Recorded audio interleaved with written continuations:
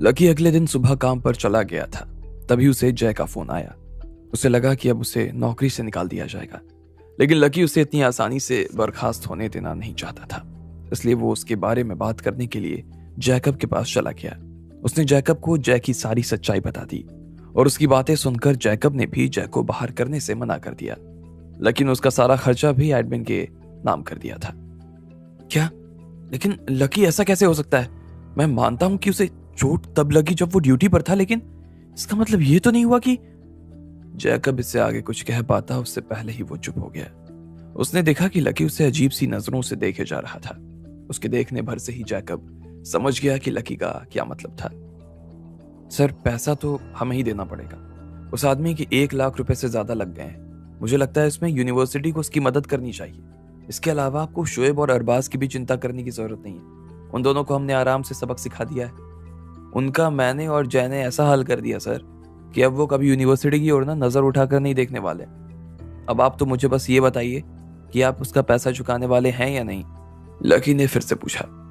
देखो, मैं पक्का तो नहीं कह सकता, लेकिन फिर भी मैं उसका पैसा चुकाने की कोशिश पूरी करूंगा। खुद अपनी तरफ से उसके लिए अप्लाई कर दूंगा मैं। जैकब के पास में लकी के सामने हाँ करने के अलावा कोई चारा भी नहीं था। उफ, thank you so much Jacob ji. अब मैं जरा राउंड मार कर आता हूं, लकी ने मुस्कुराते हुए कहा और कमरे से बाहर आ गया। ठीक इसी वक्त जब लकी राउंड मारने के लिए जा रहा था, तभी उधर शोएब को पुलिस ने उठा लिया और वो उससे पूछताछ करने की तैयारी में लग गए।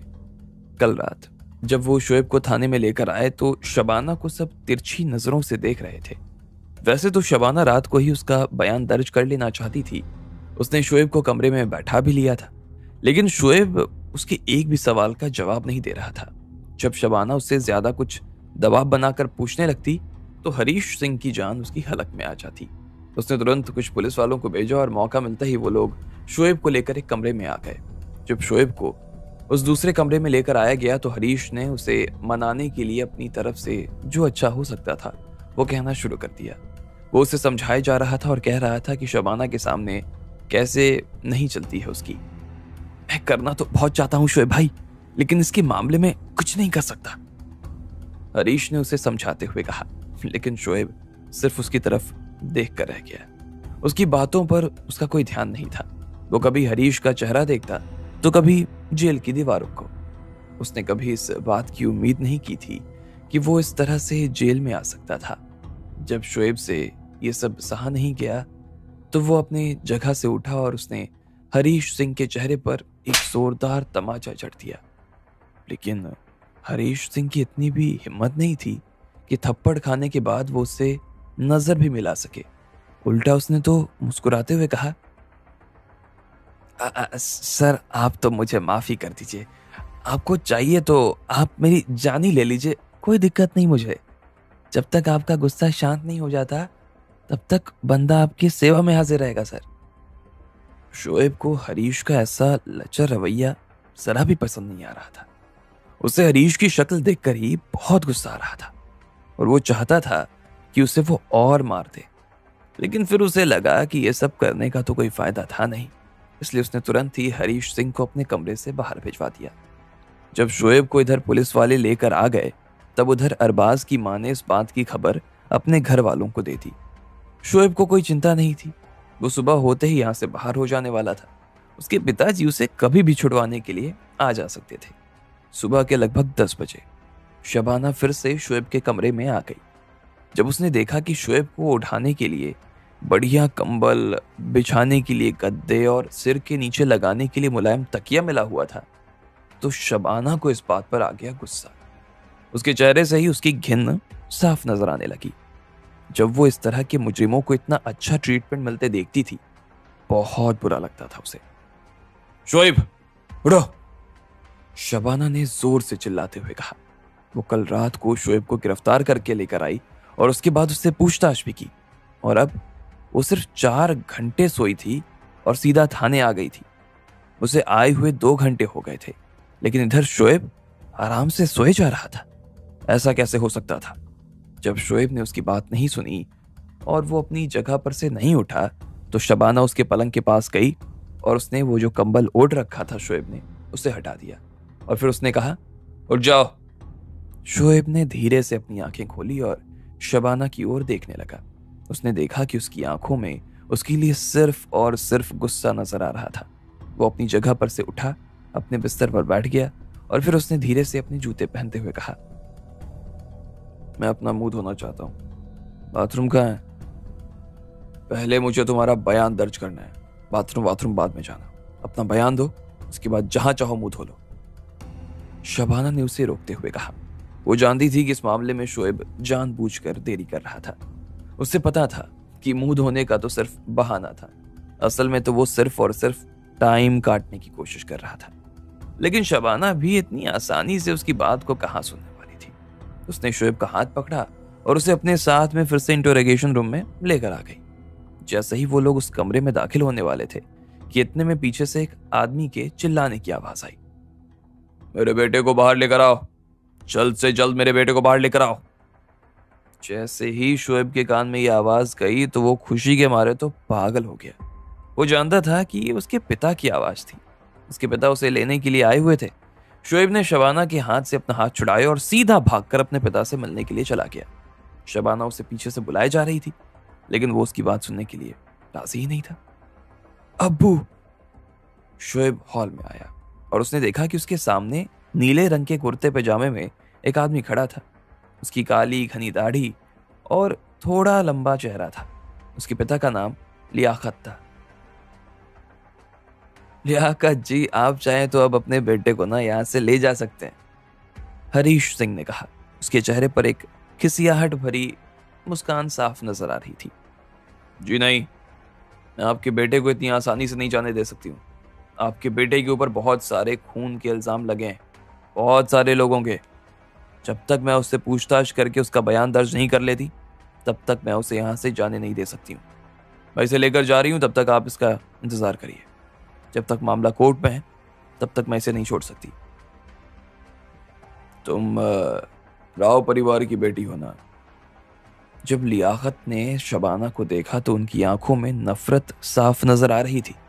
वो शबाना के बारे में पहले ही सब कुछ पता करके आए थे और उन्हें समझ आ गया कि जब तक वो शोएब के सामने खड़ी थी, तब तक वो शोएब को तो रिहा नहीं करवा सकते थे। लेकिन फिर भी उन्हें ऐसा लग रहा था कि उनके सामने शबाना भी बहुत छोटी बच्ची थी। इसलिए उन्होंने कहा, मुझे अभी भी अच्छी तरीके से याद है, मैं तुम्हारे पिता से आज से 10 साल पहले मिला था। बहुत छोटी थी तुम। उस दिन तुमने फ्रॉक पहन रखा था, मुझे आज भी याद है। उसके बाद तो मैंने तुम्हें देखा ही नहीं। पता नहीं था मुझे कि तुम पुलिस में भर्ती हो गई हो। वैसे तुमने मुझे पहचाना या नहीं पहचाना? लियाकत को ऐसा लग रहा था कि इस तरह की बात करके वो आराम से शबाना को बहला फुसला सकता था, लेकिन शबाना उसकी बातों को इतनी आसानी से सुनने वाली तो नहीं थी। उसने अपनी तरफ से जवाब देते हुए कहा, देखिए सर, मुझे नहीं पता कि उस दिन कब आप मेरे पापा के घर आए, मैंने फ्रॉक पहन रखी थी या नहीं पहन रखी थी, लेकिन मैं इतना जरूर जानती हूँ कि आपके बेटे के ऊपर खून के इल्जाम है और मुझे उसके लिए उसका बयान लेना पड़ेगा। आपको अपने बेटे का इंतजार करना होगा, उसके लिए आप मुझे माफ करें, शबाना ने कहा और फिर शोएब का हाथ थामकर उसे अपने साथ कमरे में ले जाने लगी। अरे मेरी बात तो सुनो बेटा, तुम्हें इतनी क्या जल्दी है? बस 1 मिनट लगेगा, रुको, लियाकत ने उसे फिर से बीच में रोकते हुए कहा। जिस तरह से शबाना जल्दी कर रही थी, उसे देखकर ऐसा लग रहा था कि लियाकत को उसका यह तरीका ठीक नहीं लग रहा था। वो उससे और ज्यादा नाराज हो गया था, लेकिन उसने उससे आगे कुछ नहीं कहा। शबाना तो उसके लिए उसकी बेटी जैसी थी, लेकिन उसकी इस बेटी को अभी तक ये समझ नहीं आया कि बड़ों से बात कैसे करनी चाहिए और लोगों से किस तरह से व्यवहार बनाना चाहिए। जैसे ही शबाना रुकी तो इतने में लियाकत ने अपनी गर्दन घुमाकर पीछे की तरफ देखा। उसने देखा कि उसके पीछे एक वकील खड़ा था। वो पटना के सबसे बड़े वकीलों में से एक था। शबाना जी, जहां तक मुझे इस मामले में जानकारी मिली है, मुझे तो यही पता चला है कि आपके पास में जो सबूत है वो शहबाज का बयान है। इसके अलावा आपके पास में इस चीज का कोई ठोस सबूत नहीं है कि मेरे क्लाइंट ने ही शहबाज को खून करने के लिए हायर किया था। आपको तो पता ही है ना, सबूतों के बिना सिर्फ बयानों के लिए कानून में कोई जगह नहीं है। इसलिए अगर आप ऐसा कह रही हैं कि मेरे क्लाइंट ने खून किया है और आप ये भी मान रही हैं कि मेरे ही क्लाइंट ने खून किया है, तो ये चीज आपके लिए भारी हो सकती है मैम, उस वकील ने कहा। अच्छा, मैं अभी अपने साथियों को बुलाती हूँ जो शहबाज के सेल के बाहर ड्यूटी कर रहे हैं। शबाना ने अपना फ़ोन निकाला और अपने उस साथी को फ़ोन लगा दिया जो कल उसके साथ में शोएब को पकड़ने के लिए गया था। हेलो, हाँ हरीराम, सुनो, मेरी शहबाज से बात करवाओ। उसको बोलो कि मैं अभी उससे बात करना चाहती हूँ। शबाना ने कहा। मैडम, मैं आपकी बात तो करवा देता, लेकिन हमने पूछताछ के बाद शहबाज को सुबह 6 बजे छोड़ा था। डॉक्टर ने उसको ना घाव को भरने के लिए नींद की दवा दी हुई है, बेहोश है अभी। उधर से हरीराम की आवाज आई। जैसे ही शबाना ने ये बात सुनी तो उसे लगा कि वो ये खेल हारने वाली थी। वो उदास हो गई और लियाकत के वकील की तरफ देखने लगी। वैसे उसकी अभी तबीयत कैसी है? शबाना ने पूछा। मैडम, डॉक्टर तो यही कह रहे हैं कि अभी उसकी तबीयत ठीक है। 5 गोलियां लगी थीं, लेकिन फिर भी उसकी गोलियां का उसके शरीर पर ज़्यादा असर नहीं हुआ है। एक भी गोली ऐसी जगह नहीं लगी जहां बड़ा नुकसान हो सके। आप चाहें तो फिर से उसका बयान लेने के लिए हॉस्पिटल आ सकती हैं, उस पुलिस वाले ने कहा। अच्छा ठीक है, चलो तुम उसका ध्यान रखना, और अगर तुम्हें लगे कि किसी तरह की कोई गड़बड़ है मुझे फ़ोन कर लेना, मैं आ जाऊंगी। शबाना ने कहा और फ़ोन काट दिया।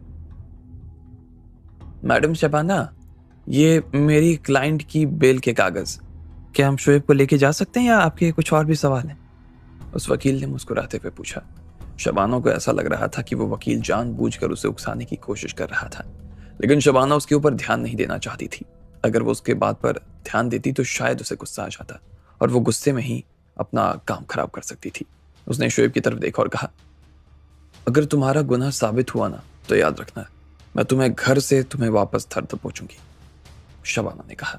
अब आगे क्या होने वाला था? शोएब छूटने के बाद क्या करने वाला था? क्या इसका कुछ बुरा असर शबाना के ऊपर भी होता? आपको क्या लगता है, क्या होंगे इन सभी सवालों के जवाब? कमेंट बॉक्स में कमेंट करके हमें ज़रूर बताएं, और सभी सवालों के जवाब को जानने के लिए सुनते रहिए इंस्टा मिलीनियर सिर्फ पॉकेट एफएम पर।